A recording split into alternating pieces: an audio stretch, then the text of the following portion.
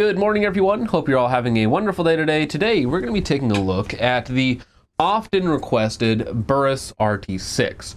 But before we get into the video, of course, if you don't know, Gun Deals is a website that provides you with links to some of the best products and prices in the industry. So whatever it is that you happen to be looking for, if you like to save money on cool stuff, go ahead and check them out. Once again, that is gun.deals. Now, while you're here, go ahead and like, share, and subscribe, as that is free and does help us out. And go ahead and comment your favorite LPVO in the comments down below. Now, with all that out of the way, full disclosure on the Burris RT6, we did pay our own money for this optic. However, we paid for it at a wholesale cost, so I believe it was below $300. So we don't have any relationship with Burris or any sort of affiliation for this review, but do keep in mind that we didn't pay full price for the optic. Now, getting into the basics of the Burris RT6, this is one of the most often requested either directly to review or to compare against other LPVOs. And it's something that most people speak highly of. And as we'll get into in the review, it is very easy to understand why, because it does all of the LPVO things to a very high level, especially given the price tag. Now, getting into the basics, the material is, I believe, 6061 T6 aluminum, which is very standard. We have a 30mm main tube, we have a 24mm objective lens, a 46mm ocular section, which is all fairly standard for the 30mm LPVO game. We have capped windage and elevation turrets. They are half MOA. Now, the clicks themselves are not really audible. They're fairly mushy and weak. But again, for this style of quote-unquote tactical optic, it is going to be very much so a set and forget type of thing. Now, it is also illuminated.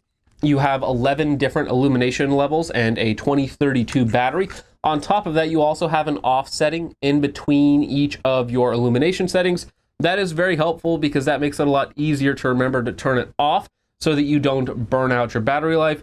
Battery life on LPVOs, depending on your settings, of course, is going to be somewhere between like 20 and 200 hours in most cases. There are a few LPVOs that have a much higher battery life, but in general, the battery life on the illumination settings on the LPVO is very low. Now, moving back from there, we have, of course, our magnification ring. The magnification ring itself is fairly stiff but smooth, which is how most people would prefer it. It's a lot harder to accidentally bump it into the wrong magnification, and it comes pre-installed with a throw lever that is large enough to get the job done, very easy to grab in a hurry if you need to do so. On top of that, it is removable if you need to not use it, or if you just like a slimmer, sleek look and you want to cut about a ½ ounce off the weight of the optic.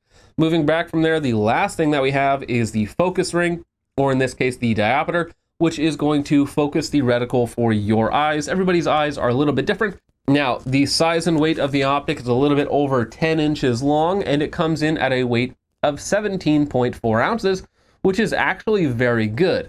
Now, that means if you're using some sort of super light mount, like the Aero Precision super lightweight mounts, you could get a total 1-to-6 package that comes in right around 20 ounces, which again, for a 1-to-6 LPVO, is a lot of capability in a very small, lightweight, well, not really small, but definitely a lightweight package. Currently, I have it in a worn 193 mount, as I really like the 193 mounts. It's much more comfortable for my body dynamics, if you will, and so that is generally how I choose to run it. Now, getting into eye relief, eye box, and field of view, the eye relief is stated at like 3.3 inches, though of course when we dial it down to 1x, we have a very, very forgiving eye relief. The eye box itself is also very good. You almost have a full inch left, right, up, or down, again on 1x. So that means that as long as you can get your eye mostly behind the optic, you're going to get somewhat of a sight picture through it. Now, that means that the optic is very usable on 1x. However, of course, when we crank that up to 6x, it gets a lot tighter. Now, it's not insanely tight like it is on some 1-to-8s or especially 1-to-10s, but it is still much tighter than it is on 1x. Still usable, but definitely going to be a little bit harder to use. You're going to need to be in a more stable position, so shooting from more awkward positions is going to be a little bit more difficult. Now, getting into the field of view on the Burris RT6, it is rated at 106 feet at 100 yards on 1x. Now, for my personal rating, anything above 100 feet of field of view is good. Anything above 110, very good. 120, top tier, phenomenal, so on and so forth. Now, 106 feet, I was honestly a little bit surprised because when I'm behind the optic, it feels like there is more field of view because the 1X is a very flat, a very pleasant 1X image.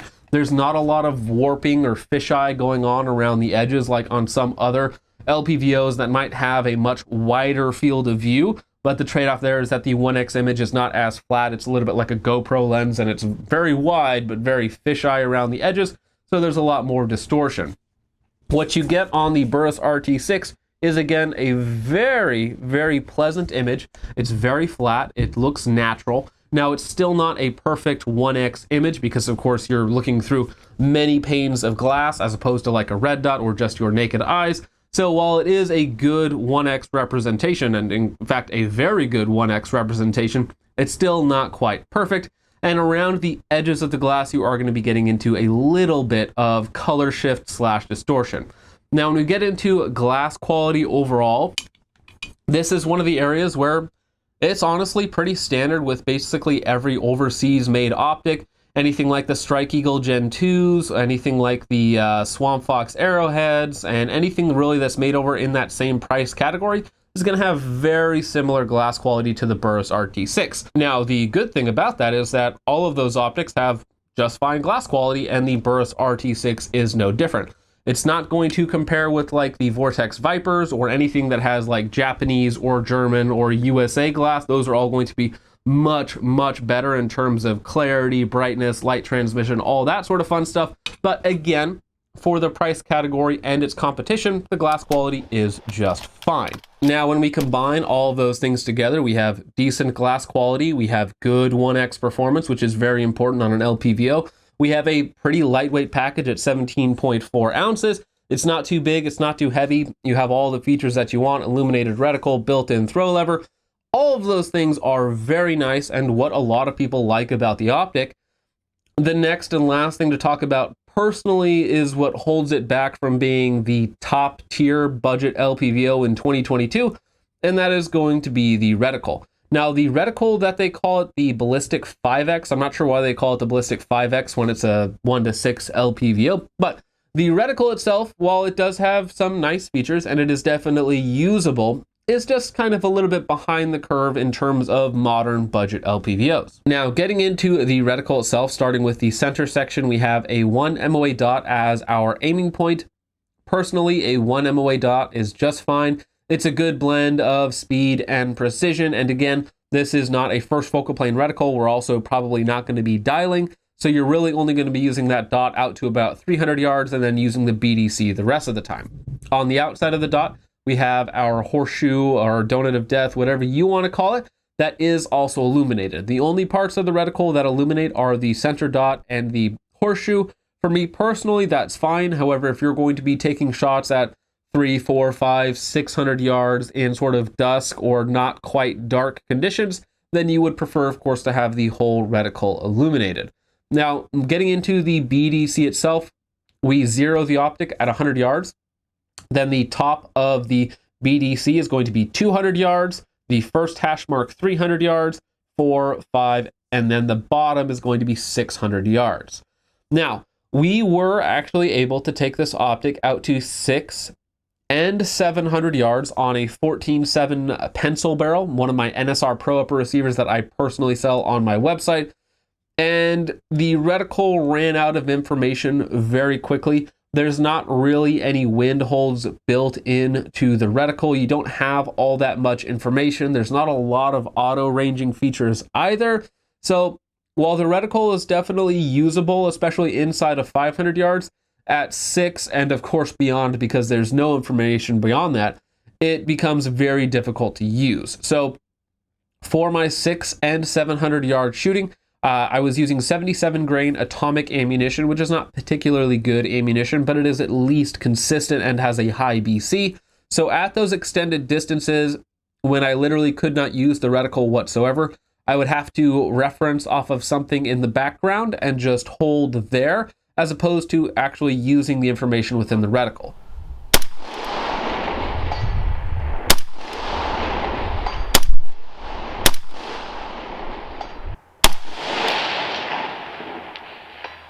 There it is.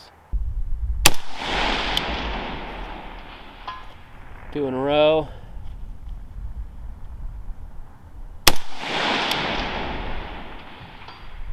Three in a row.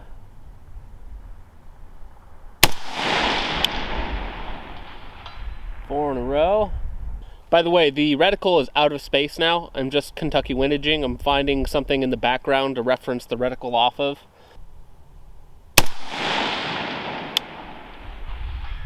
Oh, there it is. Again, I'm just holding off into space, even with the entire BDC reticle. Like, you don't have enough info in there to hit it this far, consistently anyways. Now, if you find something good in the background to reference off of, maybe, but that's, again, at a very static target.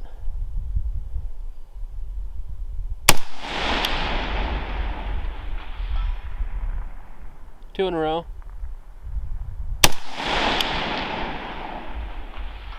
3 in a row. 4 in a row. We out. We out. I'm actually pretty happy with that. That is not a particularly easy or consistent way to get out to extended distances. So while that is a knock on terms of its long range performance, like 600-700 yards, it's really not designed for that. So if your use case of your specific rifle is like 0 to 600, 0 to 700, 0 to 800, then the Burris RT6 is going to be a little lackluster, especially at those longer distances, and a little bit lackluster in those mid-range distances where you're dealing with wind as well. Personally, 5 and 10 mile an hour wind holds are very important on LPVOs because that's going to allow you to get those 55, 62 grain 5.56 projectiles onto target quickly and accurately instead of having to Kentucky windage everything. So again, while the reticle is definitely usable, and I'm being hard on the reticle, I know that, it's definitely usable inside of 500 yards. We're really not going to be a problem at all in most scenarios.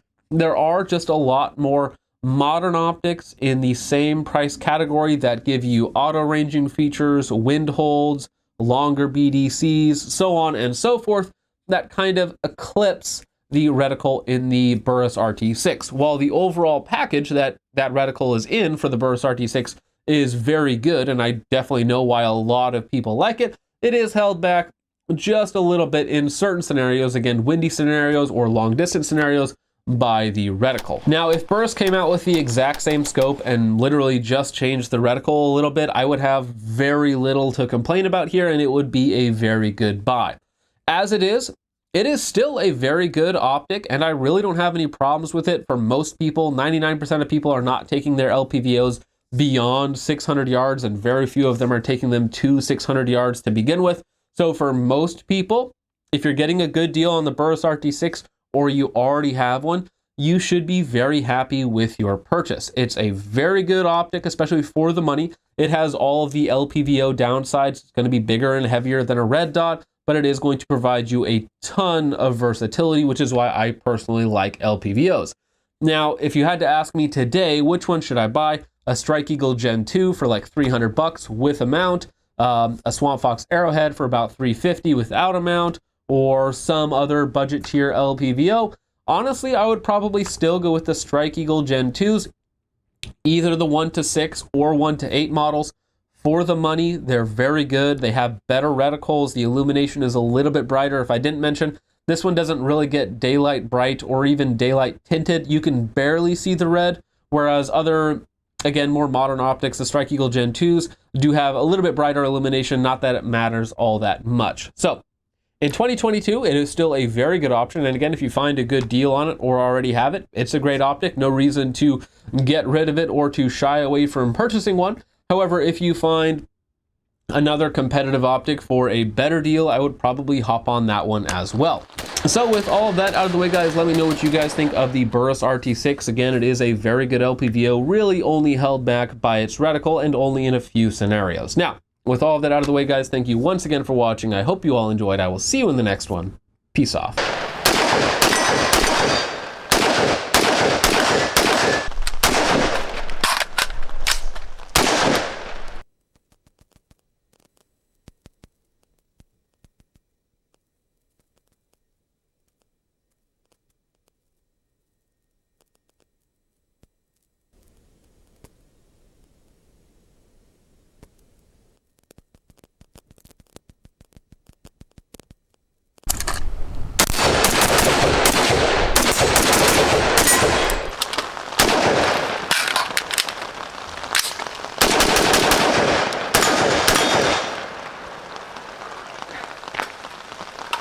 was a little bit more.